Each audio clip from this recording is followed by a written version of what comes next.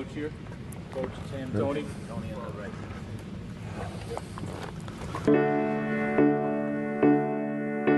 When I think about these guys and the teams that we've had, as soon as we drafted Timmy, that's where it started. The San Antonio Spurs win their first ever NBA championship. Remember the Alamo, and remember this moment. He walks up to me like, hey, Manu Ginobili, with the Spurs. Their third NBA World Championship. That's 3 days. That's 3. Woo! When you put it in perspective, you're like, man, life is good. The Spurs perhaps the new dynasty in sports.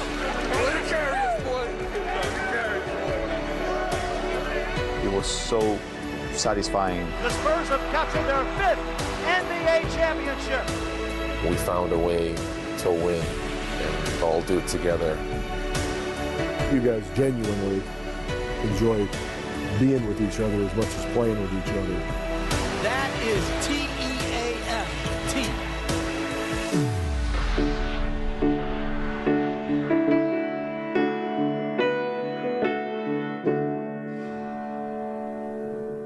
Keep pounding on that rock. Just pound it. It's supposed to be hard. It's the final. All right? Give them some adversity. Knock the stuffing out of them. Keep playing.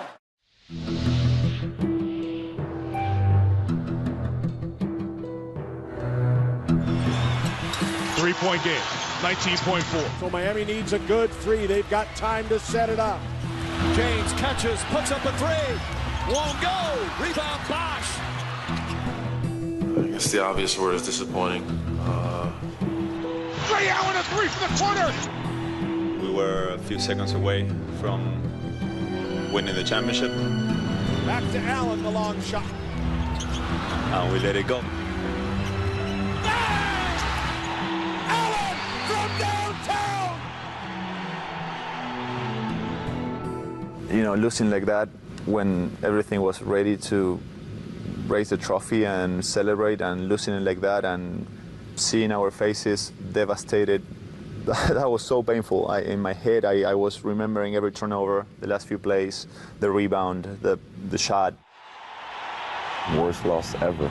I never felt so sad in basketball, because you always talk about that part, life is bigger and it's more important stuff, in life. But man, that one was tough. I remember I was in the locker room and I took a towel and I put it in my head, because it's the first time I wanted to cry and I couldn't look at you or look at my teammates. I was so sad.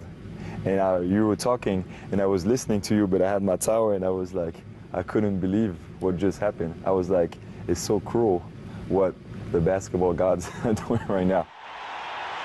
There's just little plays in there that I just remember that I messed up on. I was just I can't believe that. And obviously, you always talk about it's a accumulation of a whole game. It's not just one play or another play, but to us, there were those plays that we did that we could have changed that situation. I remember going in the locker room and laying down on the floor. But I was like, yeah, we got to get up. We got to play one more. We can win this next one, blah, blah. And then we lose the next one. It's just all of it was just crushing.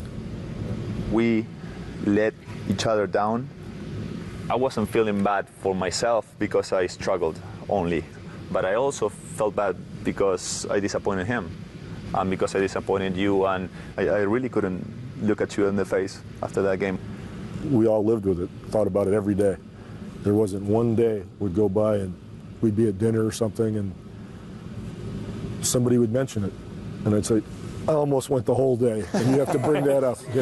I was actually going to have a clear day today, and you brought it up again. So that day would be ruined.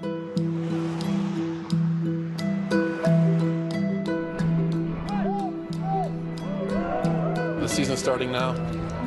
You can't erase last year and what happened or the thoughts of what happened last year, but to be back on the court with these guys and to see us starting another journey is great for us. It was tough. I remember training camp first day when you put the tape. See that. It was hard to watch. I almost wanted to go like this. I'm like, why, Pop, are you doing this? Yeah, that was the first day. Game 6 all over again. That was the big push at training camp. No, it's not the basketball gods. It was in our control, and we didn't get it done. And I've always been a believer that players react better to the truth than blowing smoke at them or trying to manipulate them or tell them something so they'll do this or that. But if you tell them the truth and you really go after it, now that assumes one thing, that the people you're telling the truth to have the kind of character that you guys have, so you can deal with it and not blame other people or feel sorry for yourself or get angry, but face it and then know what are the steps I got to take now to take care of what I'm looking at right there and don't like, and what can we do better. With the first pick in the 1997 NBA draft, the San Antonio Spurs select Tim Duncan from Wake Forest University.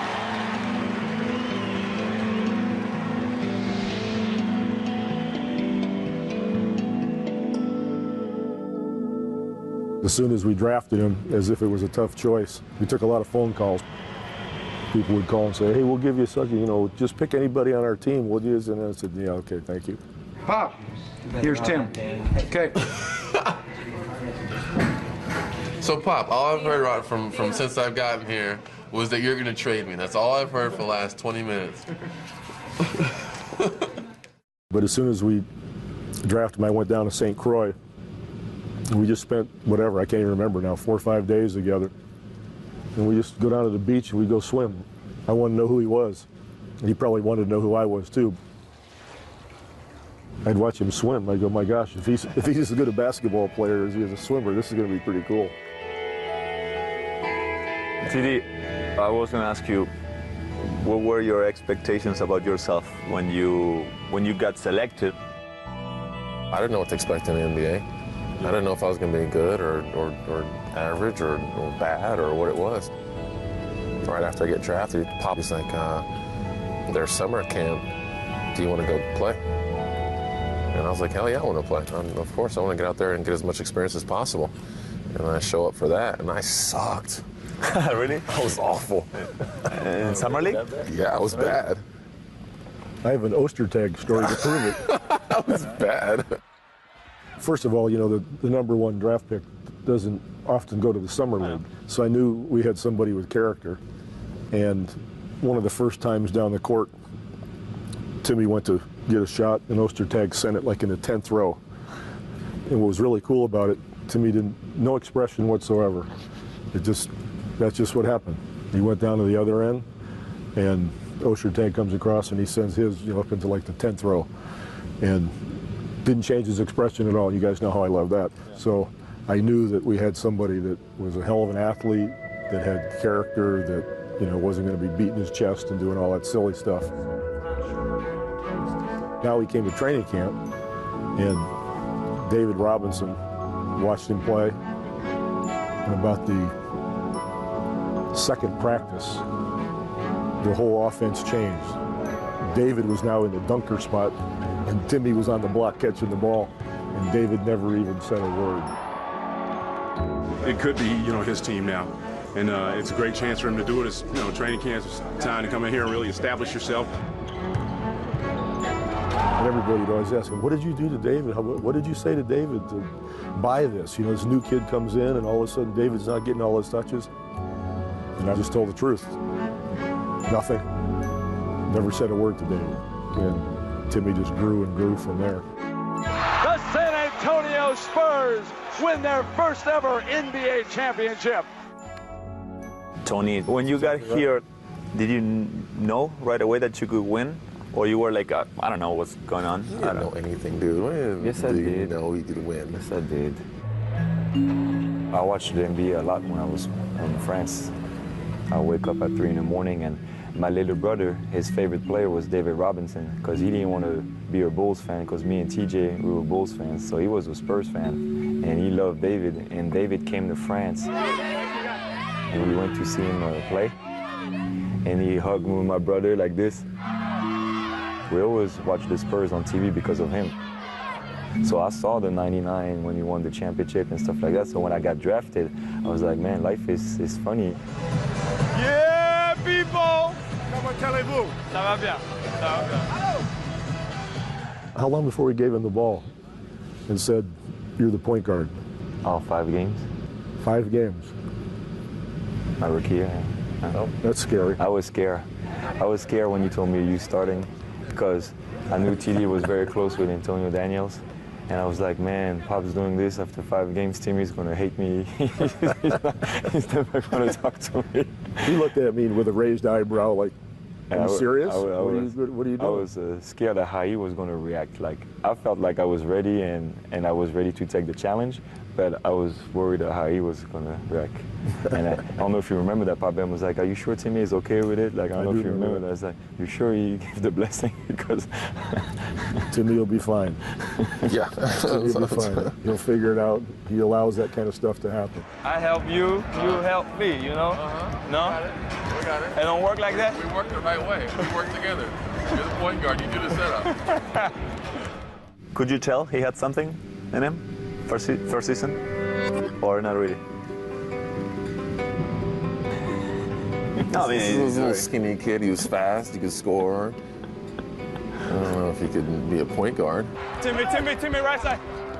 He was 19. I know, but Avery was our point guard, and Avery was a point guard. Yeah, a point guard. He controlled everything and told everybody where to go. I remember Pop when I first arrived. He was never let the ball go. I want you to be like Avery Johnson. And me in my head, no disrespect to Avery, but I was like, I don't want to be Avery Johnson. I want to be better than Who's the other guy, though? John Stockton. Stockton. You know, you show me a paper and you say John there. Stockton, and you're here, and you're here, and we like to be in the Here's a true point guard over here. The other end of the scale, this is you, Tony. You're over here. Whatever you are now. Yeah, my goal is, I don't want to make you John Stockton, but I like to bring you here, which is the most difficult place to be, really. Find that happy middle. Nice pass, Tony Parker. Good job, Tony.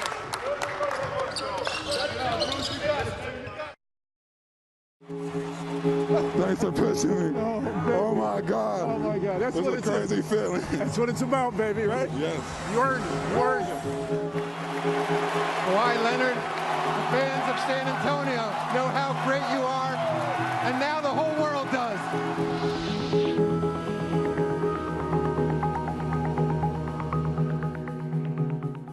They get a kick out of him, I get a kick out of him, just because he's steady.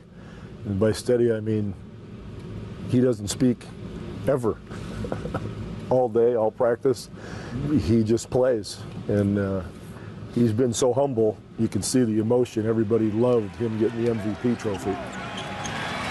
It was that Kawhi Leonard trade for George Hill that vaulted them back in to real contention. My favorite player, Georgie. We gave him up for Kawhi.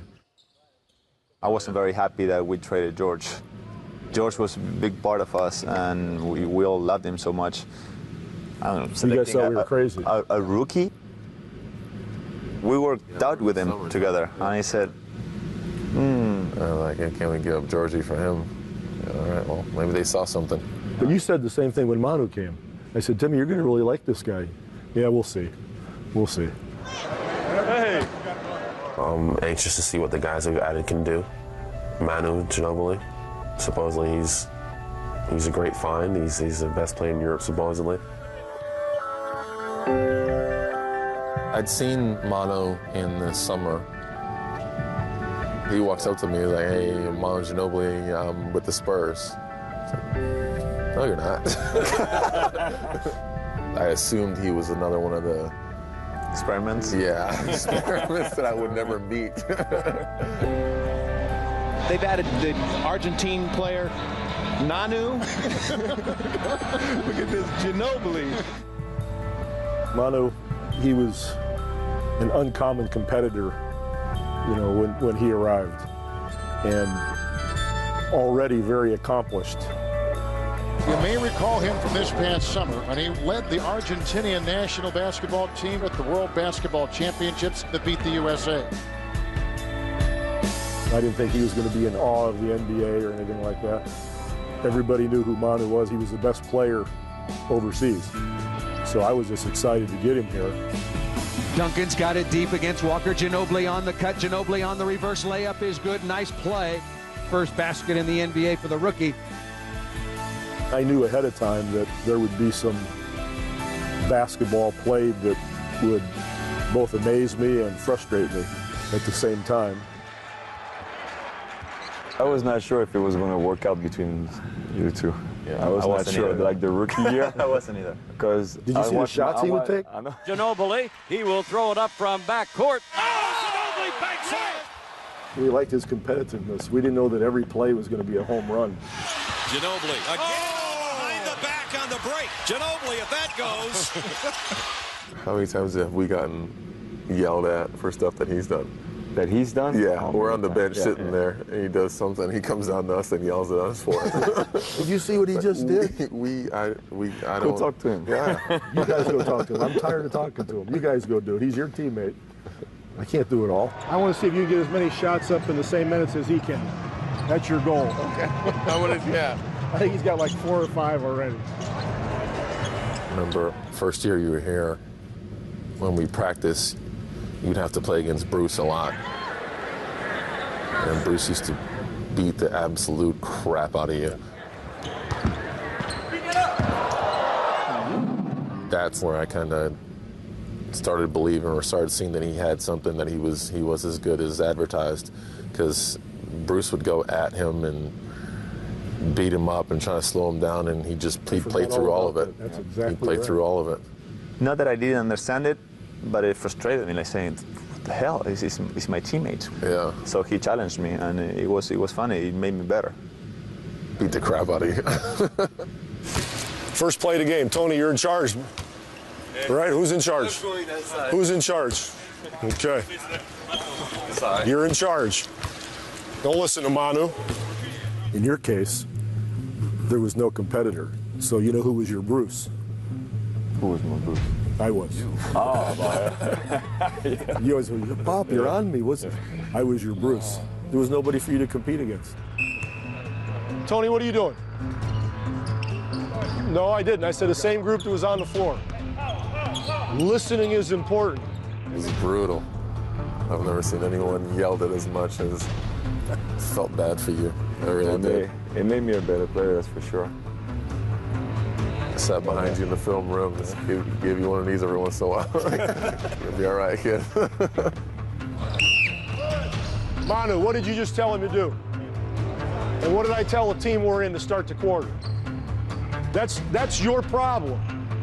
We got yelled a lot. Those are those little discipline things that are going to win and lose us games. Everybody's got to know what we're in all the time. But, here and there, it was his turn too. TD, what are we in? On pick and roll, what are we in? We're in hedge, let's go. On the side, 2.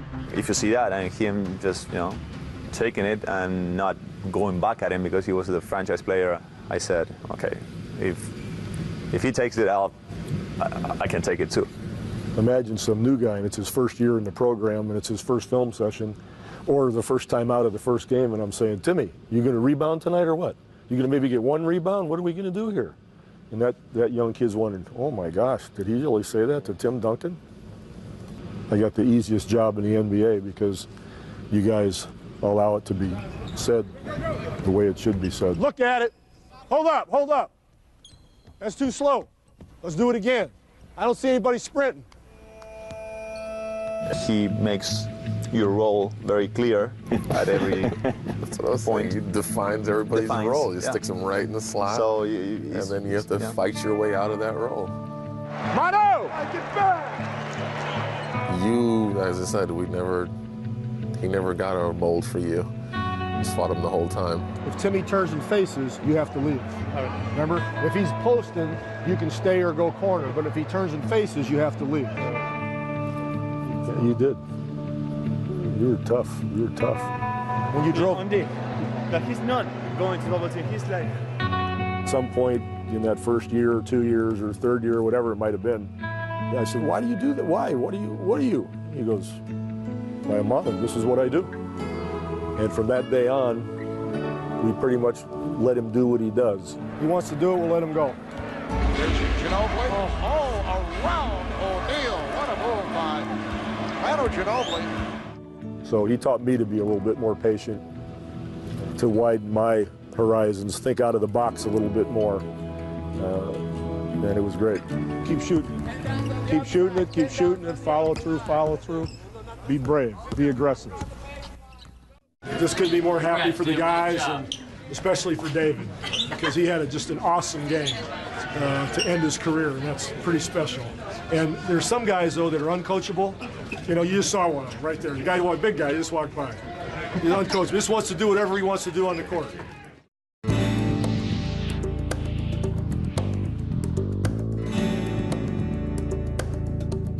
Nice jersey. I know, my last jersey. It's all stained with champagne. It stinks now. We'll have to wash it. David was here for two, 99 and 03, and then he retired. And still did a great job in 03. I think in that final game, I think he had like 16, 17 rebounds. 17 rebounds. In that game. I couldn't get Timmy to board, so luckily David was there to get a rebound that day, you know, so he did it. But go ahead, you can talk about that. Personally, being a competitor, I kind of wanted to prove that we could kind of continue to do it. Like even though Dave was gone and Dave was a big part of it, that we could get back and continue to win and continue to win another championship. And so kind of that was my drive. That was my drive more than anything. Top guy, that guy's digging down. So get ready to shoot. If I go into the middle, I'm not going right in the shot all the time. I might do it right back to you. 7 to shoot. Tim backing him down. Into the paint, spins, gets it out to Ginobili for 3. And that is a Manu Trace. The San Antonio Spurs have won their 3rd NBA World Championship. We went through so many things in so many years. Always being old. It seems like everybody always calls us vets. Yeah. But we always... Not bad for Montreal guys. Yeah, find a way to get those 55 wins and go out there and compete against the young, talented superstars. This is going to be your league in a little while, but I appreciate you giving us this year. But I think we always competed with class. We learned to win, but we learned to lose too. Face up always. Good effort, great job. Just remember, right now, for the rest of the year. Winning and losing graciously. Yeah, that's the right way. That's it. You know, you guys win well and you lose well. That's almost like un-American. Like, you know, it's supposed to be the only thing. But the right way in the high road is to lose well along with winning well. And there's a way to do it. What a wonderful display of sportsmanship and class from Greg Popovich and the San Antonio Spurs. I like what TD said yesterday. We talked and he said we have good people at heart. And I think that's the best thing. When you choose the players, they're like good people and all they care is the team. So I think then it's easy for everybody to follow. Great leadership. You didn't get 30. Use great leadership and solid play with the ball from your teammates. Great job. I have to trust my teammate in this series. Exactly. You guys lead the way. It makes it easy for us to have everybody else follow. It's a huge part of why things work the way they do. Before somebody comes in, we do our best to try to figure out who they are at that point and whether we really want to bring them or not. Because we've always thought, you know, people are who they are. You're not going to make a competitor non-competitive or vice versa. You're not going to make a guy a team player if he's not. Selfishness is pretty much not even a topic with the guys that we bring in. And if it shows itself, minutes are the best equalizers. Pass the ball! Excuse me? What do you mean he's supposed to be there? You got a double team out there and the guy's wide open right in front of you. The selfish person sits, no matter what the talent level, and it works. And you've always been willing to do that. You got to be willing to sit the guy. And he's got to know that you're willing to do it. Yeah. Or you're held hostage and it doesn't work. If I didn't sit that guy, you guys would be angry at me. Well, that's what I'm getting paid for. You know, you guys got to play. And if I didn't do the right thing in that sense, I would hear it. As I do from each of you guys now and then, for sure, in certain situations. So you can yell at him, you can say anything you want to him? Well, that's a big word to yell at him, you know, but I can say something and advise him, you know, and we try to stay on the same page and make sure we get it done. I start on the bench, So I get to see what was going on more. And there were some plays, especially this year, where it was like boom, boom, boom, boom, boom, wow. Or those, passes from, Tony to a wing to Boris to you, or an extra pass to the corner. It was fun. I said, wow, this is nice. We are playing at a really high level. And if we could understand that this is the way to go on a daily basis, it can be so special. Lay everything out there, and that means with your teammates. They got talent. We got to beat them with all of us. Green finds Splitter, beautiful feed to Diao. I don't think we ever, especially us two that we handle the ball more, we never bought into it as much as this year. This year we knew that if we didn't do it, it was going to be similar to last year. And I think that it showed. It showed how we moved that ball. That is TEAM, team. I never receive as many calls, messages, and saying how yeah. I think going through the year, when we sat down and we had other guys come in and play, and those guys getting the confidence of being on the floor, and us getting the confidence with playing with those guys, you trusted that they would make the right decision.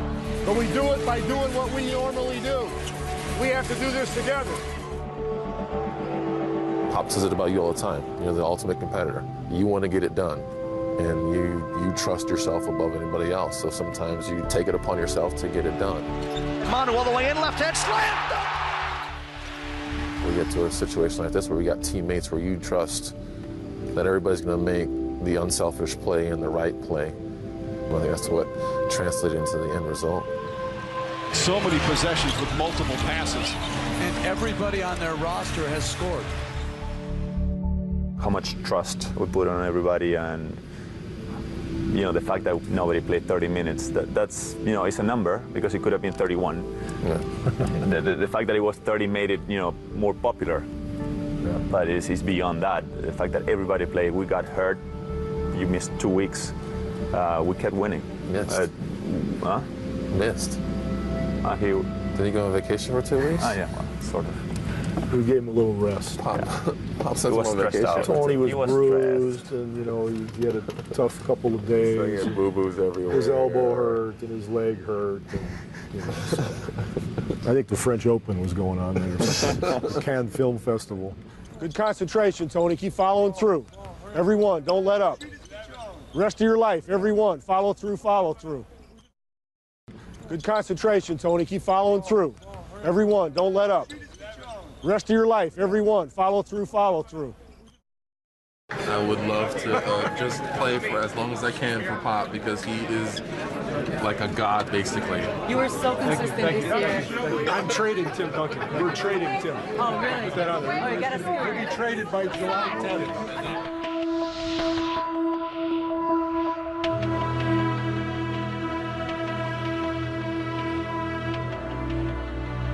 The Magic are going straight to the top shelf. They've cleared cap room and they're begging Tim Duncan to come in and dance. So I got a question for you. What made you decide to stay in San Antonio after the 4 years? When you were a free agent. It was just kind of going back and forth, but when it was time to make the decision, ultimately it was talking to Pop. He was probably the biggest part of why I stayed. Do you think your relationship with Tim played a role in this decision? Well, thankfully I didn't run him off. So the relationship was good enough that he didn't run away from me. Knowing that what we were building here and the family atmosphere and the team, and I was all comfortable with that, and it's great to have confidence in who's leading your organization and your team, and knowing that they have your best interest at hand. That's what made me stay, and that's what has kept me here all these years. I guaranteed him more championships. I just said, what the hell? I'll just say it. The wiring in your brain might accept this. If I just change the name of it, you won't know, and then you'll run it maybe. Okay. I still don't know it. One play, 7 years. I know it. It's only been 7 years. That's all right.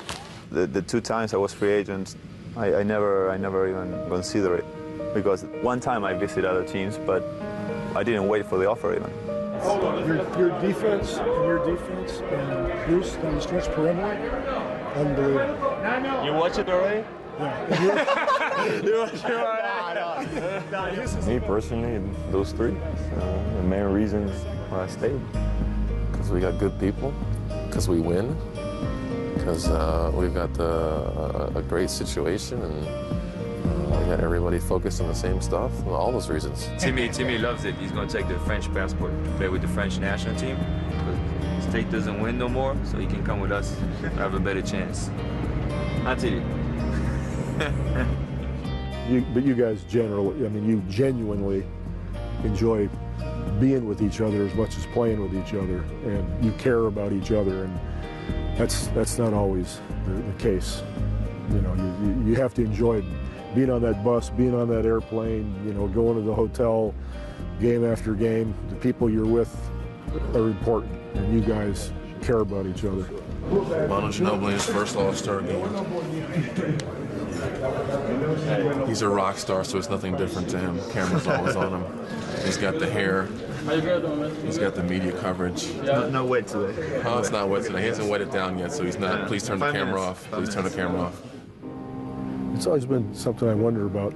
It's like at what price point does quality of life become more important than getting the extra $5 million? If you don't get that certain number, everybody else will look at you in a different way. And a lot of people have put themselves in that situation, and then they're miserable, you know, day after day after day, and lose and lose and lose.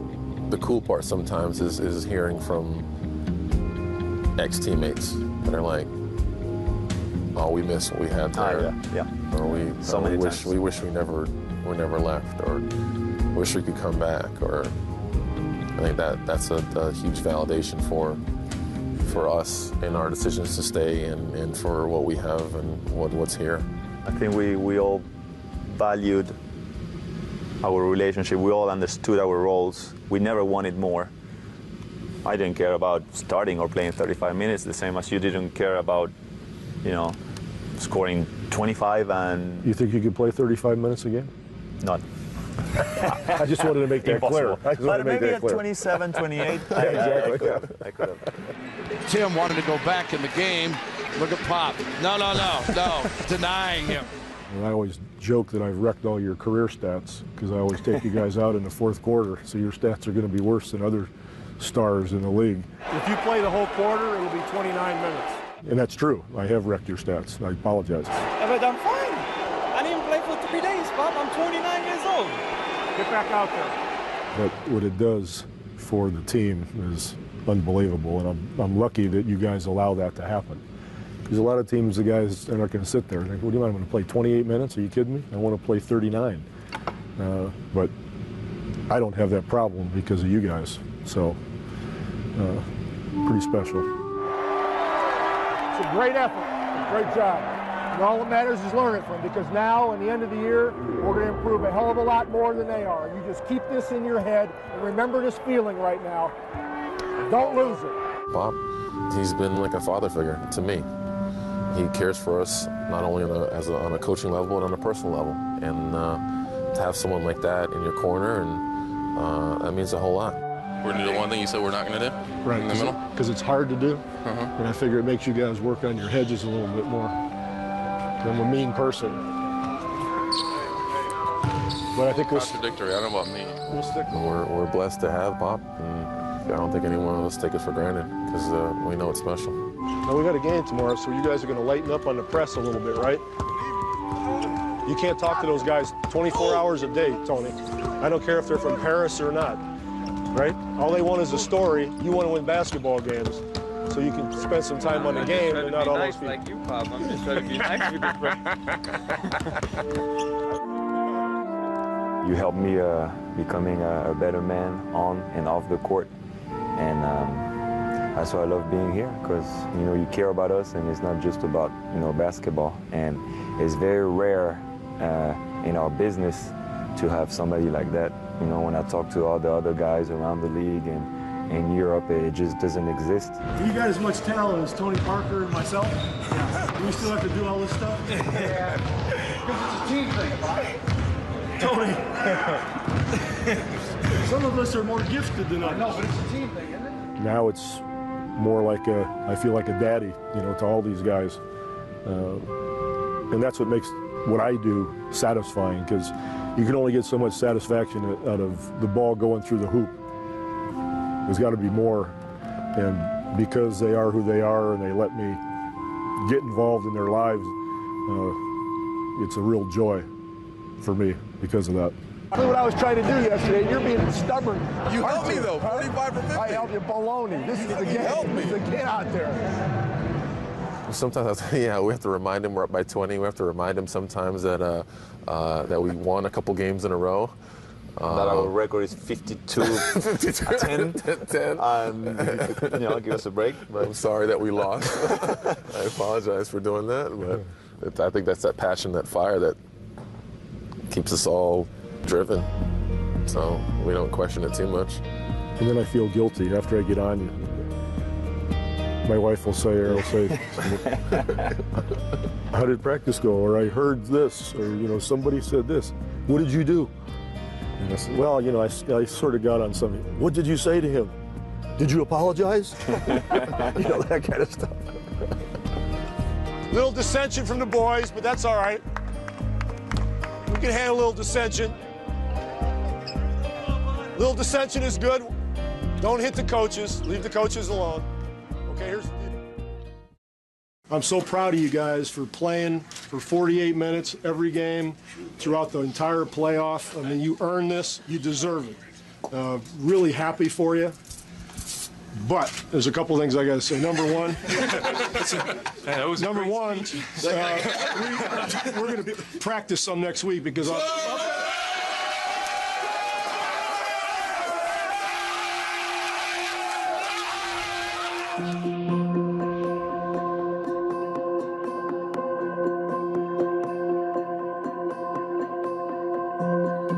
The San Antonio Spurs are now just one step away from the prize that has been their goal all season long, the NBA championship. We had an incredible opportunity to redeem ourselves. San Antonio did it as a team with some of the most beautiful team basketball we've seen in a long, long time. Spurs by 18.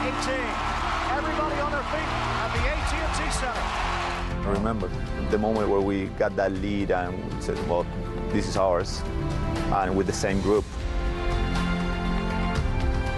It was so satisfying, and I felt like something was still stuck in my leg from last year, and I felt like, you know, I healed. The San Antonio Spurs are the world champions. Now we're here and we're celebrating a championship, and you like, when you put it in perspective, you're like, man, life is good. That's why this one's so sweet. Yeah, yeah. That's why I say to everybody, like, this one is my favorite.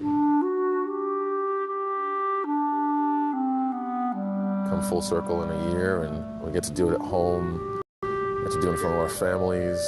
We have our kids there. It's just all those things just makes it all that much more special for me. I never felt that kind of relief.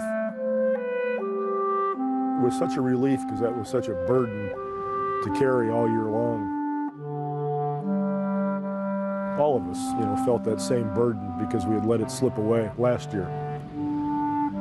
That catharsis we went through all year, you know, was concluded with all those hugs. I just wanted to enjoy it and watch it. I took a moment for myself. I just wanted to enjoy these guys. To see these guys hugging each other again, it was my most satisfying moment in athletics. Number one again! 7 years, man. We're back. It's been a while, too. Who's back? Welcome back. Not bad for a bunch of old guys. What are we going to remember down the road? Me, first thing comes in mind is I feel like I'm very blessed and very lucky to have a career like that with you guys. Because I think it's very rare in sports what we're doing. Because right now there's so much like of business that, you know, teams break up like really fast. And I think that's a key word. I think it's never felt like a business to us. Yep. I always felt like family. Like when coach, you come and invite us, you know, to dinner, and you know, I always felt like it was family, and I always enjoy you know, going to dinner with TD or lunch, you know, with the international group and stuff like that. Like, all those moments, that's what I think, that's what I'll remember after why my career. wasn't ever invited to those? Because you never want to go Italian. I've done Italian 7,000 times, you know. That's his fault. For me, the thing that scares me is just like one day I'm going to have to play and all three of you guys, you know, you'll be gone. And that'll be very sad. Well, for sure it's going to happen. And very weird. That's what I'm saying. It's going to happen for sure for me. So that's what I'm saying. It's going to be very weird for me when all three are going to be gone. But we did it the right way and very proud of it. But it's hard to tell what I'll remember, besides the situation so unique. And I don't think it ever happened before so many years with the same coach and all that. But besides, of course, you know, the championship winning. But it happened to me that sometimes I remember the losses very well. And not in a depressing way, but I remember how we felt together. And we cried together. And what you say after the game, what you talk, what you communicate, how you felt is really strong. And I think that togetherness is what I'll remember. I think I'd explain it to people as like an evolution. We all changed along the way, and we went through different periods where we were better than the other one, but no matter who was at their best or who was leading us, we found a way to still win and all do it together. Let it carry us, boy. Let it carry us, boy. When I sit back, which I'm able to do now since I've been here so long, and think about these guys and the teams that we've had, I think the memory that I'll enjoy the most is when they celebrate with each other after each championship. I've got a lot of pictures that I've framed at the house, and most of them involve a great photo of them making a play and celebrating with each other, because that joy is pure. There's nothing else like it. And I can still see them at the end of each championship, hugging each other, jumping up on each other, crying and laughing at the same time, so to speak. Those are the most vivid in my mind. I've never been more proud of a team, nor have I ever gotten as much satisfaction from a season in all the years I've been coaching. To see the fortitude you guys displayed and coming back from that horrific loss last year and getting yourselves back to that position and doing what you did in the finals. You're really to be honored for that, and I just can't tell you how much it means.